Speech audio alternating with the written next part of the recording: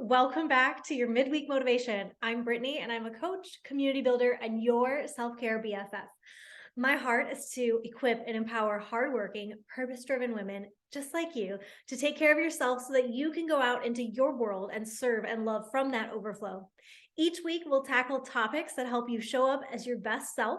I'm the founder of the Self-Care Sisterhood community, and I believe that we weren't meant to do life or our journeys alone. So welcome. Let's do the dang things. Today is such a fun topic.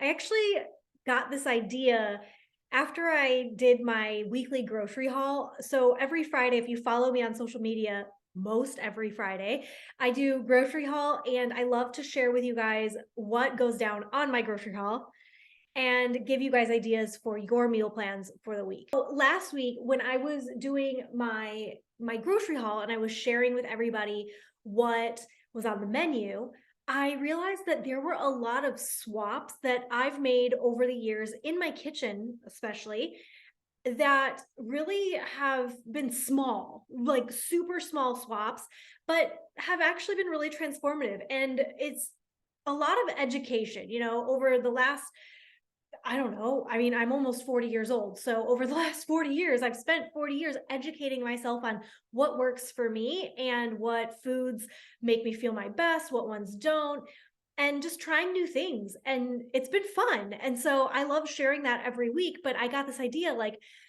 I wonder if it would be a fun midweek motivation to take you guys through the journey of really healthy swaps that I've made in my journey. But also I wanted to kind of dig into why diets don't work and flipping to replacement mentality from restriction mentality. So in our world, a lot of us focus on dieting and restricting, and I want to teach you a different way. So let's dive in.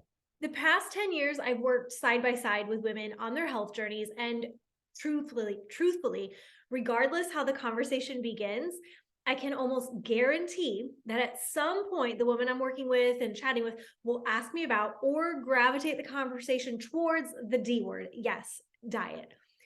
Inevitably, we go there, and it makes sense, honestly, because dieting has been sold in our society as this default solution. But y'all, repeat after me. Diets don't work. Think about it. When we consider going on a diet, oftentimes our minds gravitate towards everything that we have to give up in the process. What if, though, we didn't have to have that mentality? And that's really what I want to dive in with you today. So let's start by looking at some reasons why diets don't work. And I want to start this episode with the disclaimer that I am not a nutrition professional. I'm not a doctor. I'm not licensed. I'm not certified or anything like that. This is all just me in my own experience, my own education, and I'm empowering you today. I'm equipping you with things I've learned, but I also want to put a little disclaimer that we all have to do our own research because everybody's different and our needs are different. So just because I say something does not mean it is gold. I want to empower you to go out after this and do your research, have fun with your journey, explore things, learn what foods work well for you and what doesn't. I just want to offer you maybe a little shift in perspective and then some fun tips that have come from my trenches along the way. So hopefully we're clear on that. But I've found 5 reasons why diets don't work whenever I'm working, like I said, side by side with women on their health and wellness journey. These are red flags that I tend to see. So number 1, diets definitely can lead to disordered eating and a bad relationship with food. Hi, I've been there. Restricting things, restricting our foods, saying we can't have something, and counting stuff like counting macros or calories. They can lead to obsessive and disordered behaviors, skipping meals, then overeating to compensate, ignoring hunger cues and just refusing to eat, extreme exercise to burn off what you ate. I used to do this like crazy. I would get on the treadmill and use it as punishment for what I ate the night before, and that wasn't serving me. I've seen it in my journey and other women where we obsess over a number on the scale. And I'm going to be real. All those things that I shared have been red flags in my life when I'm headed down that toxic path that is damaging to my relationship with food. Number 2, dieting usually backfires and it leads actually to more weight gain versus weight loss post-diet. And cue Alanis Morissette right now because I'm hearing the song, Isn't It Ironic? But what starts as a reason for weight loss ends up turning into weight gain down the road, because you can diet and lose all the weight, but that second that you switch up your habits, i.e., like eating normal again, your body's going to react. So if you've been really depriving yourself of certain food groups or just caloric intake in general, and then you go back to a regular caloric intake, what is probably recommended for your body type, or you start incorporating food groups back in that might not even be unhealthy, it's just you haven't been eating them, your body's going to react. It is a fine-tuned machine and it knows what it's doing. And usually the reaction looks like gaining weight back. And I've found for my journey and other women that maybe it's even more than we lost in the first place. So we actually end up gaining more back. So it backfires. Number 3, I love this one because I think it's going to be super eye-opening. People usually get stuck in a diet cycle. Diets don't work because we are trapped in this vicious cycle that never freaking ends. Let me explain. So the cycle starts with this idea, this temptation that, we should diet. We experience this once we start to think, like maybe I should lose some weight or pull back on my eating, or I'm not feeling my best. And it rarely, if ever, like when I'm talking about this place where we come into that temptation and that thought process, it's different than saying like, I would love to feel better in my skin. I'd love to have more energy. I would love to be more confident in what I'm wearing. It's a very different mindset in this way because it comes from a place of beating ourselves up. Like we're not doing good enough. Like what we're eating is bad. And this would be a whole other episode, but that idea of like good versus bad food and good versus bad habits, like it doesn't work, because what ends up happening is we tell ourselves we're bad because we ate bad. And so if you're coming from a mindset where you're beating yourself up and that's your starting point, you are in a diet cycle. Once we start the diet cycle, that temptation to begin, and we really do say, okay, let's do it. That's when we start with restricting. We don't allow ourselves to eat certain foods because we're quote unquote on a diet. After restricting, becomes deprivation, where we deprive ourselves. And then that ultimately leads to cravings. The cravings become obsessive. It's the shoulds, right? Like I should be good. I should stick to my diet. I shouldn't eat that. And again, it's not from a healthy mindset, but rather a space where we aren't good enough. And this is a slippery slope. The next part of the cycle is where we break down and we give in. We give in to those cravings that we were having. And that can look like, it looks different for everybody, but it could look like binging, overeating, simply just going back to patterns that maybe weren't serving us. And it's that whole I'll start over on Monday mentality. The final part is where you start to carry the guilt and the shame. And that leads us back to the top of the loop where we start to have that temptation to start another diet. Like that one didn't work for me, but maybe I'll try this one.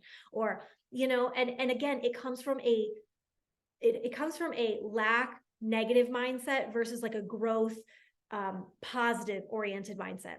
And friends, I've been in this cycle way too many times in my life, and I still catch myself gravitating back towards it because we are sold this lie in society. Diet culture is a real thing. And so I still catch myself gravitating back towards it. So just know that you're not alone. And I hope that all this is just kind of like awareness that helps you maybe find a better way in your life and maybe break out of cycles you've been in.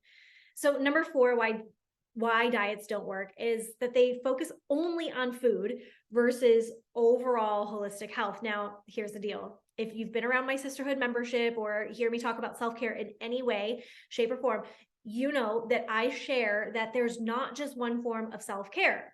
There's many forms of self-care. And in the same regard, there's not just one form of health, there's many forms of health. When we look at diets, we're only focusing on food, which is the physical component of health. And oftentimes in our self-care, we gravitate towards the physical stuff too. And overall health, though, and wellness actually has 8 categories. It's physical, it's emotional, it's social, intellectual, occupational, environmental, spiritual, financial. There's so many areas of health that when we focus on a diet and we're like, oh, I'm not healthy, Like you can actually be like a really healthy person. You just have like you're struggling with the nutrition value of your food.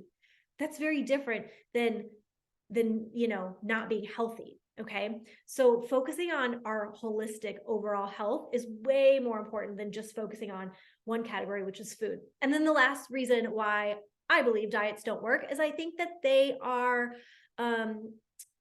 I think diet culture is one size fits all, but I believe our diet, I believe what we eat and ingest with our mouths isn't one size fits all because everybody is different.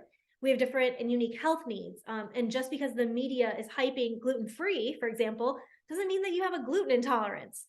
Just because an influencer out there is talking about keto doesn't mean that it's right for you. And this is where, like I said, I like to have fun with my food and use it as an opportunity to just learn more about myself. I look at what foods and drinks my body loves and what it maybe doesn't agree with. I look at what I crave when I'm about to start my period versus what I crave at the top of my cycle, because depending on what stage I'm in of my cycle, that also determines what I'm craving and what my body wants in terms of nutrition. And all of this matters and it's unique to you. So like I said, go out there, start exploring. Okay, so we know why diets don't work. Let's talk a little bit about restriction, because that's really where diet mentality starts with, is this idea of restricting. And I hope that that list that I just shared, those 5 different reasons why I think diets don't work, help you see that long-term, that diet and restricting mentality, it's just not serving long-term health. And one of the things that is important in my journey, and something I preach to the women I work with, is finding healthy swaps. So instead of talking about restrictions, like I can't have that, let's replace that with, let's swap that with replacing. Okay. So I don't know about you, but I don't do well when I'm told that I can't have something. And I feel like if you're a part of this community, that you probably are a little bit wired like me. And so I feel like the same might be true for you. So I find that replacing less nutrient dense, less healthy options with more nutrient dense, healthier options has made a world of a difference for me in my overall health, but also in that relationship with food, right? So healthy swaps and replacing is a mindset shift, and it involves, like I've empowered you, to educate yourself and truly to flip over packages and look at ingredient labels. It involves slowing down, which I know we don't love to do right now in society, but I'm empowering you to do that also. It involves slowing down. It involves having an honest moment where you ask yourself, is this the choice I want to make? Often we're in like such a rush to make choices because our worlds have become so chaotic and busy from one thing to the next that we don't even give ourselves the moment to say, is this what my body really wants? Is this what it really needs? Would that fuel me properly? Would it give me the energy I'm searching for? And sometimes when I ask myself, is this the choice I want to make? Sometimes the answer is yes. Sometimes I am like craving the comfort food, right? So for example, I love In-N-Out. And sometimes I just need a little In-N-Out in my life, right? Can I get an amen on that? Anybody else? And so sometimes the answer is yes. But if I've been having In-N-Out like every Friday, like clockwork, and it starts to be like a pattern in my life, I have to start asking myself, like, why? What's actually going on underneath that choice that like I'm trying to use In-N-Out to like cover up? Usually there's something emotional happening or something that I'm not addressing in my life. So if it's the choice I want to make, typically it's because when I give it like a heck yes, it's because I haven't had it for a long time and I don't eat it a lot. But other times, like I said, if I'm trying to eat or drink my emotions away, my answer needs to become no.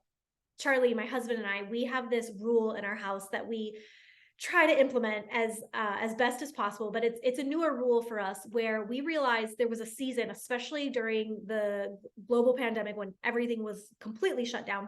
We found that we were using alcohol after we closed down from work that night to numb ourselves, to kind of escape the day. And so we got in this pattern where we would pour wine, we would watch TV, and it was just like shut down mode. And we also got in a pattern where if one of us was having a bad day, it didn't have to be both of us.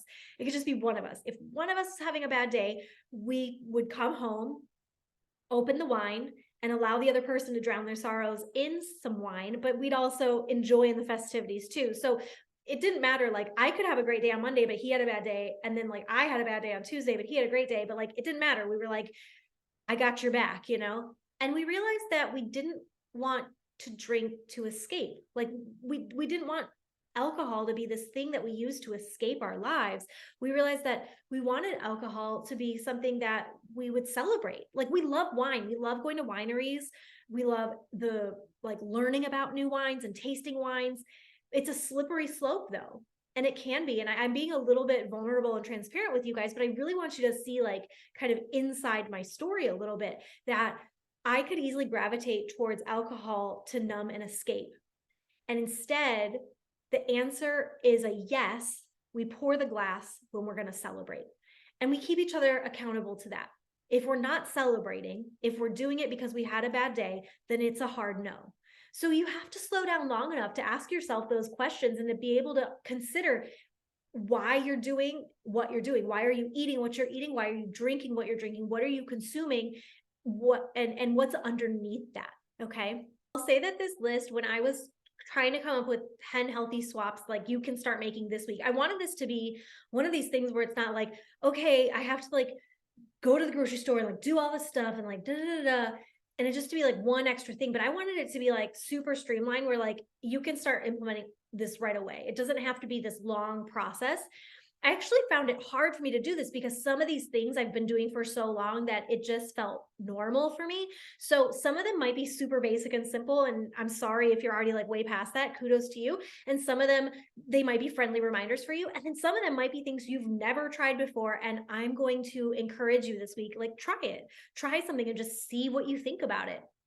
So number one, my first swap is swapping potatoes, rice, bread, carbs, etc., for a vegetable base like a cauliflower rice. Now, friends, I love carbs, like love them. Like a pool filled with mashed potatoes is my love language. Like I would swim in a pool of mashed potatoes. And I feel my best when I have more veggies in my day. So one way I can sneak them in is by swapping my carb base for a veggie one. I don't do this all the time, okay? This is not like, I'm not anti-carb over here at all. I just have found that I gravitate towards too many carbs on my plate at every single meal. So if I've noticed like, okay, I had carbs with my breakfast and I had carbs to fuel me for lunch, maybe at dinner, I go more veggie heavy. Vice versa. If I had carbs with breakfast, but like a big salad for lunch, then I might implement carbs with my dinner. So I just try, like, I kind of have like a 2 out of 3 meal, like 2 of my meals each day, cool with the carbs. Try not to have a third one like loaded with carbs, more veggies. So one of my favorite dishes, I'm actually making it tonight, is salmon curry bowls. And I do this with those bowls all the time because it turns out super yummy. So instead of putting rice as the base of the curry bowl, I put this cauliflower blend. I think it's cauliflower blend. I think it's like Green Giant brand. It's in the frozen section, but it's a cauliflower rice and it's blended with peas and carrots, and it's really yummy, especially in the curry bowl. So I end up not missing out on the rice. I still like feel full when I'm done, but it's a lot better option for me. Now, again, do I still eat carbs? Yes, and amen. I just make sure that I also get veggies in too. Number 2, healthy swap number 2. Swapping alcohol for sparkling water, kombucha, or mocktails. So I'll be real. I've shared this when I talked about 75 hard, but I don't feel my best when I drink more than a glass or 2 of any sort of alcohol. Maybe it's me getting older. I don't know. I used to be like, you know, maybe everybody when they're in their early 20s is like buck wild. Like you can consume as much. And I feel like 24-year-old Brit would be rolling her eyes at this, but almost 40-year-old me knows that it's true. And so what I've learned is that I simply just, sometimes it's not that I want a drink, it's just I want something fancier than water. So most bars that I go to, they'll make me a mocktail. One easy one is you can do mojitos really easy as mocktails. And so if they don't have like a mocktail menu, you can order a mojito super, super easily. But if I'm at home, I will usually do like sparkling water in a wine glass at night. Maybe I'll have a glass of kombucha to wind down. But I find it's not that I want a drink, it's just I want a drink, something different than water. Healthy swap 3, swapping lunch out for prepping and taking your own. I started this when I was a school teacher, and it was a huge shift for me. You guys, not just on my physical health journey, but on my wallet, okay? Because it's so easy to spend $10 or $20 out on lunch and then repeat that 5 days a week. If you go out to eat every day on your lunch break, that's anywhere from 50 to $100 every week that you're spending just on lunch, right? And so Sundays, what I love to do is I prep lunches for the week, but it also doesn't have to be mind blowing. When I first started this journey, whatever I made for dinner the night before became my lunch the next day. I always had leftovers for lunch. Number 4, swapping buying a drink from a vending machine to carrying a bottle with you everywhere. It's so simple, you guys, but it's rare, rare, rare that you will find me out of my house without a water bottle. First of all, it helps me make sure that I'm hydrating all day long, but it also keeps me from grabbing something sugary out of a vending machine or a drive-through or something when I get thirsty, okay? Super simple swap, but makes such a huge difference. Okay, number 5, swapping coffee house drinks with homemade coffee or homemade Joe. Okay, it's been a process for me. This was a process, but I promise it's a game changer. Again, physical, yes, but also financial. And I get it, like you love the flavors, you love the choices, but Starbucks and these coffee shops use so many chemicals in their drinks. They're loaded with things that you cannot even pronounce when you look at the ingredient labels, and then just added extra sugar and truly zero nutritional value. So you're drinking, and I'm not going to sit here and talk to you about how many calories in versus out, but I do know that if you're consuming the majority of like what I would call empty calories, meaning they serve no nutritional value, that could be a huge catalyst for not feeling your healthiest. So checking, are you consuming zero nutritional value calories? If you are, how can you cut back on that? And so at first for me, like I said, it was a process. So at first for me, I couldn't do coffee black. I truly needed the sugar and the creamer. So at home, I'd still make my homemade coffee. At the time I had a Keurig, and I'd do that. And then I'd add my sugary creamer into it and call it a day. But slowly I was able to like swap the sugary creamer for like sweetened almond milk. And then eventually it was like unsweetened almond milk. And then I got to a point where like, I kind of just liked it black. And it was a slow progression. So I want you to remember that these swaps, sometimes they don't have to be like all or nothing, like 0 to 100, as one of my friends likes to say. All right, number 6, swapping soy and processed plant-based options for cleaner choices. So our home is mostly meatless. We just feel better when we don't consume a lot of meat. But I'll be real, there was a season that I was buying so much Impossible meat. You guys know Impossible meat? It's absolutely delicious and it tastes like the real thing. But if you flip over Impossible and read the ingredient label, you'll see that it's really not a healthy option. So I found recently a better brand that I love using, and it's also delicious. So that's a double win, but it's called Abbott's Plant Based. If you want to check it out, you can go check out my blog on this episode, and you'll see the link there where they sell it near you. I'm not affiliated with them at all. I just really love it. But you can like put in your zip code and you can see what stores near you are selling Abbott's plant-based. They have 3 that I've seen in stores. They have a ground beef, they have a chorizo, a plant-based chorizo, and they have a plant-based chicken. And the ingredients are super clean. So for example, in the ground beef, the ingredients are filtered water, pea protein, tomato paste, extra virgin olive oil, porcini mushrooms, sea salt, onion powder, apple cider vinegar, balsamic vinegar, garlic powder, black pepper, mustard seed, vinegar, ginger root, coriander, thyme. And that's it. I can pronounce everything I just said to you. And those are also things that I would have in my pantry that I could essentially make it myself if I really wanted to get crazy. So it's pretty awesome. So that's been a game changer. In terms of inflammation, I've been really looking at things that cause inflammation. And one of the things that causes inflammation is when I'm having too much soy and too much processed plant-based meat. And so I'm looking for options like, if you're looking at Impossible versus Beyond, Beyond is soy-free, Impossible is not. So like just those sorts of things. It's just And I've only learned that, you guys, by looking at the labels and doing my research and looking at that. Also, though, trying things and then like waking up the next morning and saying, how do I feel? Do I feel bloated? Do I feel gassy? Do I feel like energized, right? And just seeing how that food made me feel. Number 7, swapping regular pasta for protein pasta. And so it's kind of on the same note as number 6.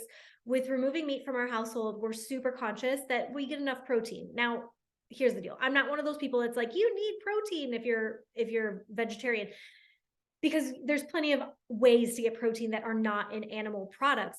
But I do know that I'm loosey-goosey when it comes to getting protein, because like I said in point 1, I love carbs. So if I had it my way, every plate would have a carb on it all day, and like I'd forget about proteins. So for me, it's important that I make sure that protein ends up on my plate. So a simple swap that I do is I grab a brand like Banza. I think it's called Banza. I don't know. Again, I linked it in the blog article so that you can check it out. But I swap that in place of regular pasta. It's gluten-free, so if that's on your radar, win for you. But it's also filled with protein because they swap the wheat that they're making the pasta with things like chickpeas or lentils. I'll also use, like, Target has their own brand of a chickpea lentil pasta. I'll look at Sprouts, they have their own brand.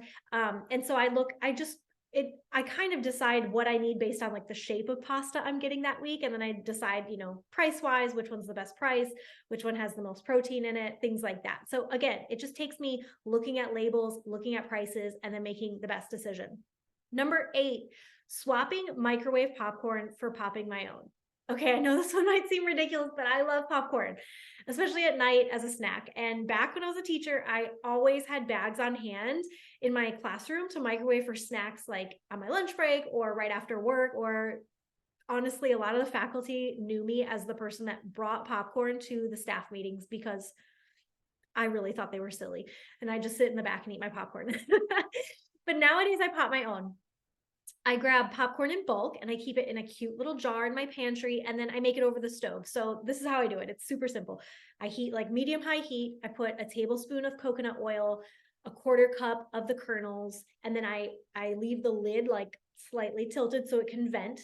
And then I move it around as it's starting to cook so it doesn't burn on the bottom at all. But that's it. And then it just pops. It's like 5 minutes later, it's all popped. I give it a little shake with some Himalayan salt. I love putting shaved fresh parm on top of it. It's amazing. But I get it. If that's like a whole lot for you, you're like, Britt, I'm not on that level of like popping my own popcorn yet. I get it. There's a brand called Lesser Evil popcorn. We actually took it when we went on our cruise in January. I was like, let me take some fun snacks. Cause like one thing about cruise ships, you guys, I already told you, I love snacks. I'm not giving up snacks. But on cruise ships, like, you've got the buffet and you've got like all day, every day eating, right? Like round the clock eating, but there's no like snacks. It's always like food, like meals. And I love snacks. I love like chips or like popcorn. And so I was like, I'm going to bring snacks on the trip. And I found this brand actually when I was looking for cleaner snacks to take on the ship with us.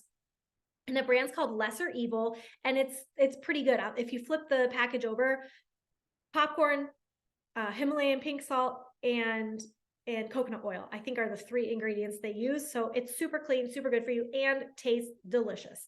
I have, again, a link in my blog for it, but if you I've bought it at Target before, so if you just peek at your local Target, I'm sure they probably have it too. Number 9, swapping vegetable oil for avocado, olive, or coconut oils. So with my cooking, yes, I don't know the last time I used vegetable oil to cook, to be completely honest. I always either use olive or coconut oil. And every once in a while, I think I have like a spray bottle of avocado oil for spraying like pans and things like that. But in my cooking, yes. But I also like to look at these oils when I look at ingredient labels, because a lot of times chips are made with vegetable oil, and vegetable oil, back to this whole high inflammatory idea, vegetable oil can be highly inflammatory on our bodies, ladies, and mess with our hormones. And so in order to kind of keep that at bay, I try to gravitate towards any chip or brand that is not using vegetable oil for their cooking, or sunflower or canola. All those are like in the same category. Instead, I look for brands that are using olive oil, avocado oil, or coconut oil when they are cooking it. And so, like I said, while I love my salty snacks, like I love my snacks, I also don't like feeling bloated and blah after I eat my snacks. So, a couple brands that are good are, like I said, the Lesser Evil brand, but also the brand Siete. I think that's how you pronounce it. Uh, Again, they have this at Target. You can find it in most stores now, but they make really yummy chips with way better ingredients. And they even make like taco shells too that I'll use for Taco Tuesday night as well. Okay, last one, number 10, swapping out eating out for making a meal plan and cooking from home. Charlie was like, when I was telling him about this episode, he's like, okay, I hope you told them to, like, instead of ordering Papa John's, like make a pizza at home. And I was like, kind of, not really, sort of. But you guys, I love being able, I don't know why I love it so much, but I love being able to have a plan put in place every week that blesses my family with home cooked meals. It's this idea of bringing us back to the table, back to conversation.